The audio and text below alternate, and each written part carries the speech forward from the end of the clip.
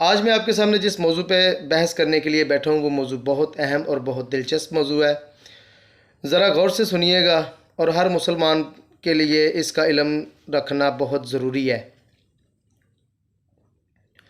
ہو سکتا ہے آپ کے پاس اس موضوع کے بارے میں بہت زیادہ علم ہو، لیکن آپ کے پاس اس موضوع کے بارے میں جو اصل حقائق ہیں وہ نہ ہوں۔ تو ذرا غور سے سنیے گا۔ جب کسی چیز کو صاف کرنا یا پاک کرنا مقصود ہو تو اس کو پانی کے ساتھ دھویا جاتا ہے، یا پھر اگر انسان کو طہارت کرنا مقصود ہو تو اس کو بھی پانی کے ساتھ نہانا پڑتا ہے۔ تو اللہ تعالیٰ نے نوح علیہ السلام کو جس قوم کے اوپر نبی بنا کے بھیجا وہ قوم بڑی ظالم قوم تھی۔ وہ اللہ کے ساتھ شرک کیا کرتی اور بتوں کی عبادت کیا کرتی تھی۔ تو نوح علیہ السلام ان کو اللہ کے دین کی تبلیغ کیا کرتے اور کہتے کہ اپنے اپنے بنائے ہوئے مذاہب کو چھوڑ کے ایک اللہ کے دین کی طرف آؤ تاکہ تمہاری بخشش ہو سکے۔ لیکن ان لوگوں نے نوح علیہ السلام کو جھٹلایا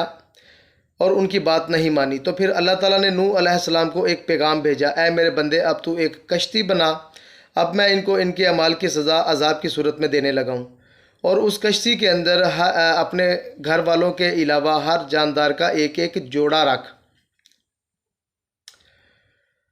اور تو تمہاری ہی اولاد سے آگے دنیا آباد ہوگی۔ تو جب نوح علیہ السلام کشتی بنا رہے تھے تو ان کی قوم کے لوگ انہیں بہت زیادہ مذاق کیا کرتے، لیکن نوح علیہ السلام اس وقت بھی ان کو اللہ کے دین کی تبلیغ کیا کرتے تھے۔ تو جب کشتی بن گئی اور نوح علیہ السلام نے اپنے گھر والوں کے ساتھ دوسرے جانداروں کو بھی اس کشتی میں سوار کر لیا، تو کشتی کے ایک کنارے پہ کھڑے ہو کے نوح علیہ السلام شروع ہونے والی بارش کا نظارہ دیکھ رہے تھے۔ تو ان کی نظر اچانک اپنے اس بیٹے پہ پڑی جو اس قوم کا ساتھ دے رہا تھا۔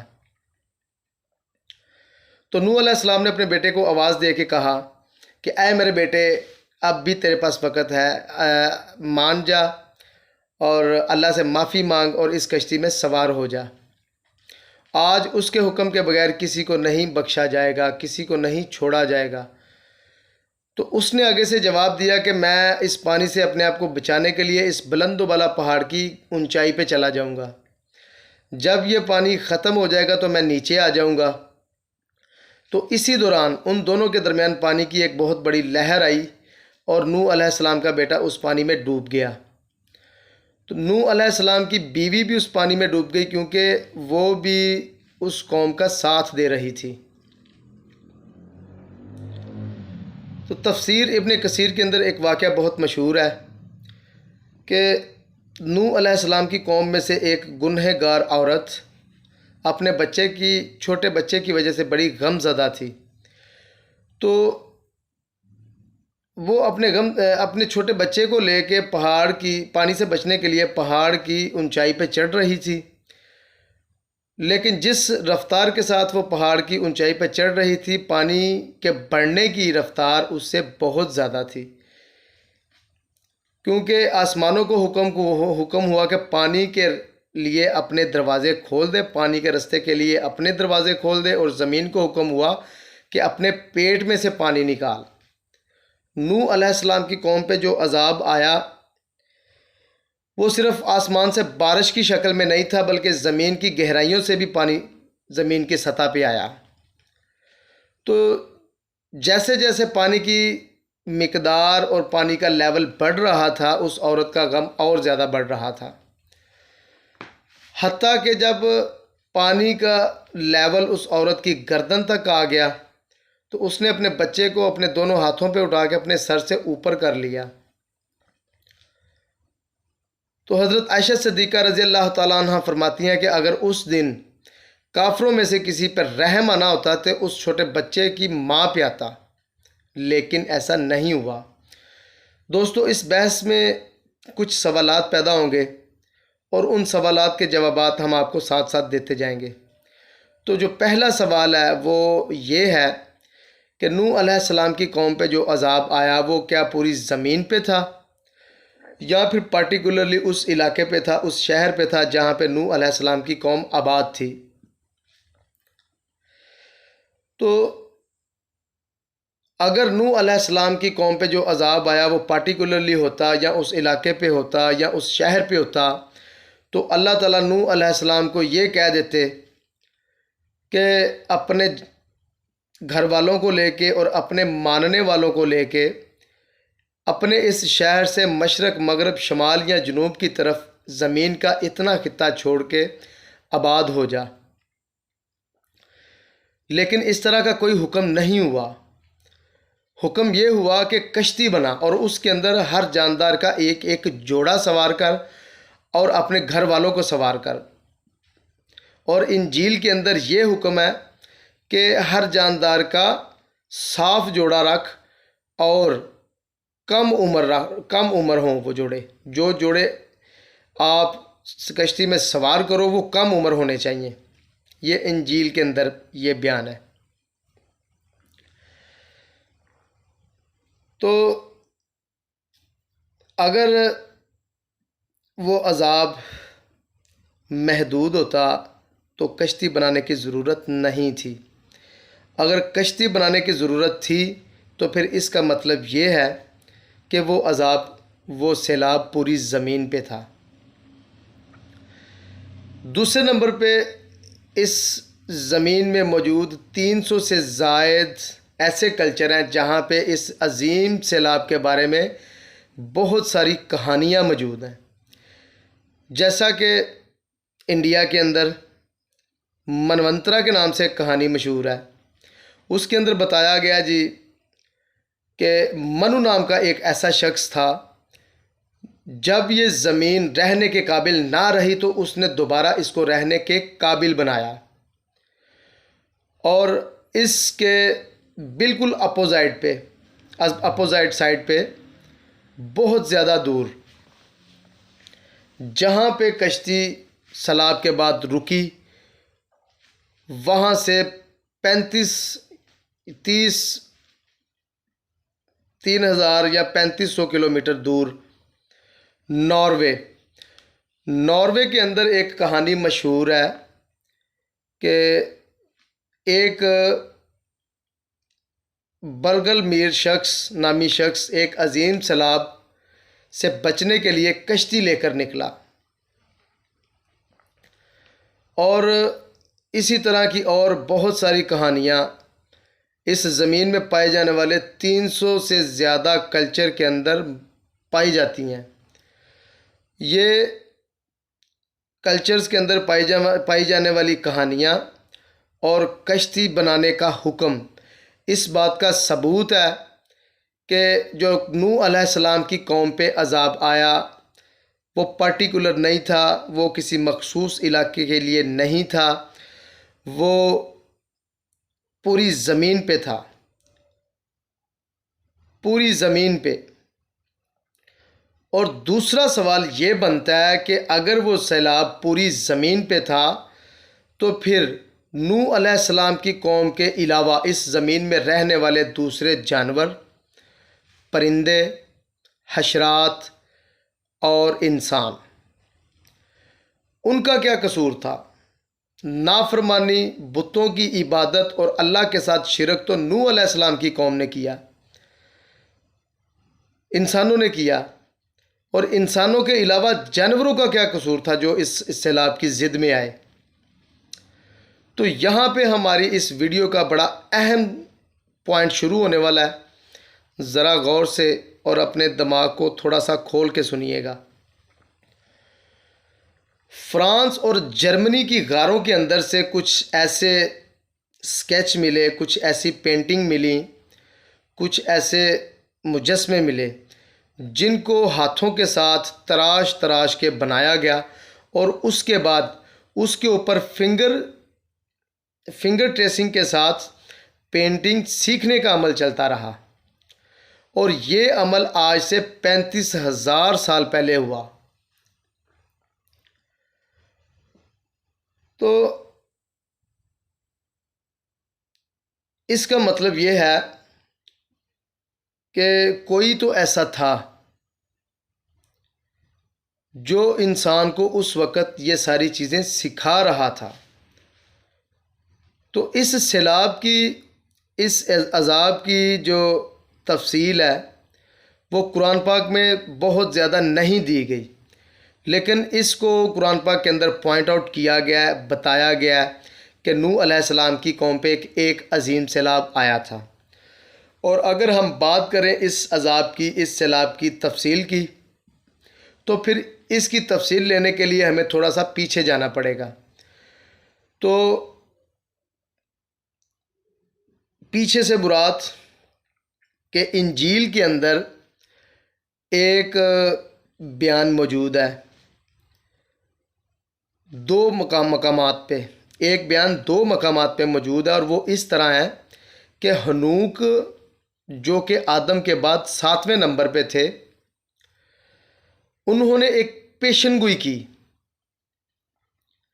کہ میں اپنے ساتھ 10,000 مددگاروں کو لے کر آؤں گا اور تم کو سزا دوں گا، اور تم میں سے ان کو سزا دوں گا جو ان نیچرل ہے، اس کی زبان ان نیچرل ہے اور اس کے کام ان نیچرل ہیں۔ تو دوستو، یہ جو لفظ انجیل کے اندر ان نیچرل استعمال ہوا ہے، اس کے بارے میں تھوڑی سی تحقیق کرنے کی ضرورت ہے، اور انجیل کے اندر اس سے زیادہ تفصیل نہیں ملتی۔ تو پھر اس سے زیادہ تفصیل لینے کے لیے ہمیں دی بک آف اینوک کے اندر جانا پڑے گا۔ دی بک آف اینوک کے اندر لکھا ہوا ہے کہ جبل ہرمون، یعنی جبل ہرمون کی پہاڑی کے اوپر وہ 200 کی مقدار میں، 200 کی تعداد میں اکٹھے ہوئے، اور ان کے سردار کا نام عزا تھا، اور عزا نے ان کو کہا کہ مجھے اس بات پہ شک ہے کہ تم اس کام کے لیے راضی نہیں ہوں گے۔ تو پھر انہوں نے یکجا ہو کر ایک بلند آواز میں عزا کے ساتھ وعدہ کیا کہ ہم اس کو کریں گے، اور ان میں سے ان کے سرداروں کے نام ارافیل، رابیل، براکیل، نازیل، ذاکیل اور سائل تھا۔ تو انہوں نے میں سے کسی نے انسان کو لذتوں کے کام سکھائے، لذتوں کی باتیں بتائیں کہ آپ کی لائف میں لذتیں کیسے آ سکتی ہیں، اور کسی نے انسان کو سورج، چاند اور ستاروں کا علم سکھایا، کسی نے انسان کو زمین کی باتیں بتائیں، جہاں پہ یہ غیر انسانی مخلوق انسانوں کو اخلاقی طور پہ تباہ و برباد اور بد اخلاق کر رہی تھیں، وہاں پہ انہوں نے انسانوں کی عورتوں کے ساتھ گناہ بھی کیا، اور اس گناہ کے نتیجے میں پیدا ہونے والی اولاد ان نیچرل کہلائی، اور اس ان نیچرل اولاد نے بعد میں پرندوں، جانوروں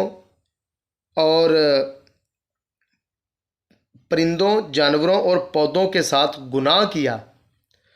جس کے نتیجے میں بہت زیادہ سنگین نتائج پیدا ہوئے، جس کی وجہ سے بہت زیادہ سنگین نتائج پیدا ہوئے، اور وہ نتائج زمین میں ایک بیماری کی طرح پھیل گئے۔ تو اس کے بعد ہم آپ کو لے چلتے ہیں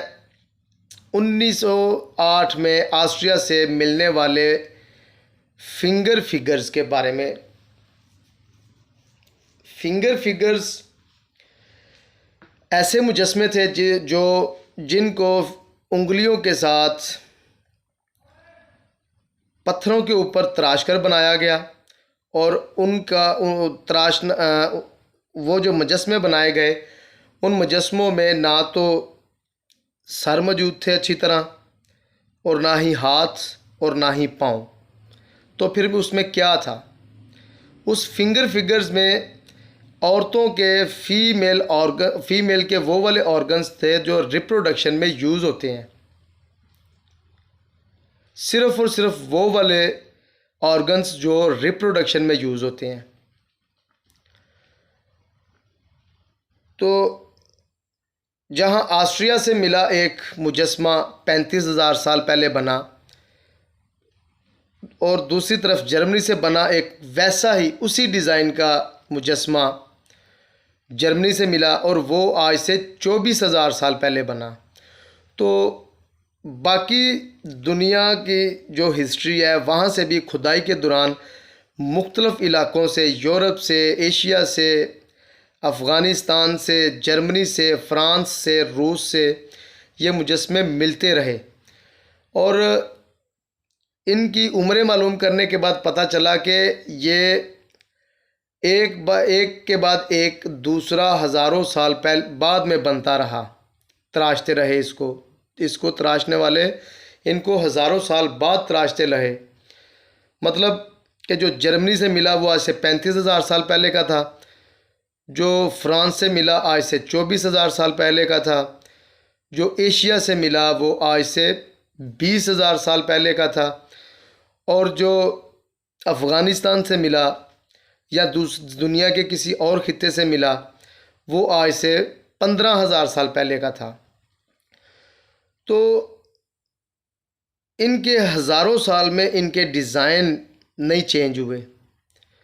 سر غائب، بازو غائب، ٹانگیں غائب۔ تو یہ ایک بڑا عجیب سا سوال ہے۔ تو پھر اس کا مطلب یہ ہے کہ وہ لوگ عورتوں کو صرف اور صرف ایک ریپروڈکشن کے لیے یوز ہونے والی مشین کے طور پہ دیکھا کرتے تھے، باقی اس دور میں عزت کا عورت کا اور کوئی مقام نہیں تھا۔ تو کہنے کا مطلب یہ ہے کہ عورت کو جو عزت ملی وہ اسلام میں ملی، نبی پاک کے آنے کے بعد عورت کو مقام ملا اور عزت ملی۔ اس سے پہلے عورتوں پہ بڑا ظلم ہوتا رہا ہے۔ تو ایک فگر ایسا ملا جس کے اندر صرف اور صرف عورتوں کا ریپروڈکشن سسٹم پورے کا پورا بنا ہوا تھا۔ تو اس وقت لوگ جو اپنی آنکھوں سے دیکھ رہے تھے وہ وہی بنا رہے تھے۔ یہ تو ہو گیا فگرز کے لیے ایک فگرز کا ایک ثبوت کہ ہم سے پہلے مطلب کہ ہم سے پہلے کیا کچھ ہوتا رہا ہے، جو ہمارا پاسٹ ہے اس میں کیا کچھ ہوتا رہا ہے۔ دوسرے نمبر پہ غاروں کے اندر سے ملنے والے ہرن اور انسان نما ایک جانور کی تصویر،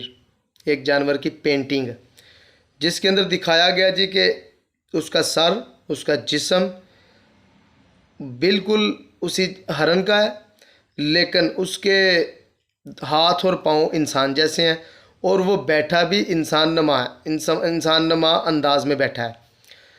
اور دوسرے نمبر پہ ایک دی لائن مین کا مجسمہ ایک غار سے ملا، اس میں انسان کا پورا جسم، ہاتھ، پیٹ، پاؤں، ٹانگیں اور سینہ اور گردن یہ انسان کا، لیکن اوپر سر جو ہے وہ شیر کا تھا۔ تو کہنے کا مطلب یہ ہے کہ آج سے 35,000 سال پہلے یا 40,000 سال پہلے جب انسان اس زمین پہ ابھی نیا آیا ہی تھا، تو اس وقت لوگ اتنے تخیلاتی تھے، اتنے امیجینیشنز تھے کہ انہوں نے یہ سارا کچھ سوچ لیا۔ جب نہ اچھی طرح انسان ابھی زراعت کر سکا، نہ اپنے رہنے کے لیے اچھے مکان بنا سکا، اور نہ ہی اپنے ضروریات کے لیے کوئی دوسری چیزیں بنا سکا، تو پھر انسان اور ہرن کا ہائیبرڈ، شیر اور انسان کا ہائیبرڈ، ان دونوں چیزوں کا تصور کس نے ان کو دیا، کیسے ان کے ذہن میں آیا، اور پھر انہوں نے ان کی پینٹنگ بھی بنائی اور ان کے مجسمے بھی بنائے۔ تو آپ کو شاید پتہ ہو کہ شیطان نے سب سے پہلے انسان کو ان کے بڑوں کے مجسمے بنا کے دیے جو فوت ہو چکے تھے، جو اس دنیا سے جا چکے تھے۔ تو پھر انسان بتوں کی عبادت کرنے لگا، پوجا کرنے لگا۔ تو عبداللہ ابن عباس سے مروی ہے کہ نوح علیہ السلام کی کشتی 150 دن تک اس پانی کے اوپر تیرتی رہی، جب وہ کشتی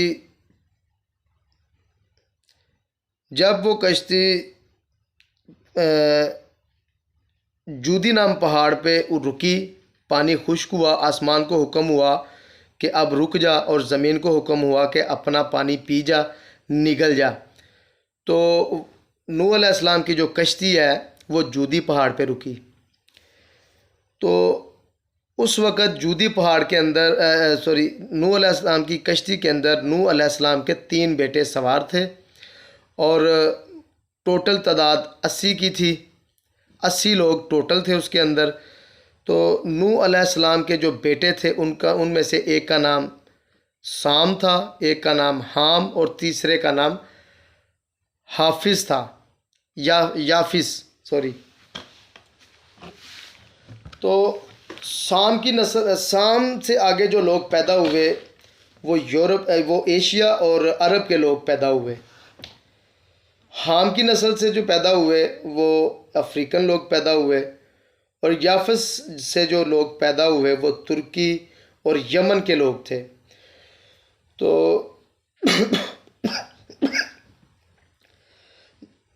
نوح علیہ السلام نے اس وقت ایک بستی بنائی، آرگنائزڈ بستی، آرگنائزڈ گاؤں کہہ لو، ولیج کہہ لو، جو بھی کہہ لو، اور اس کا نام تھا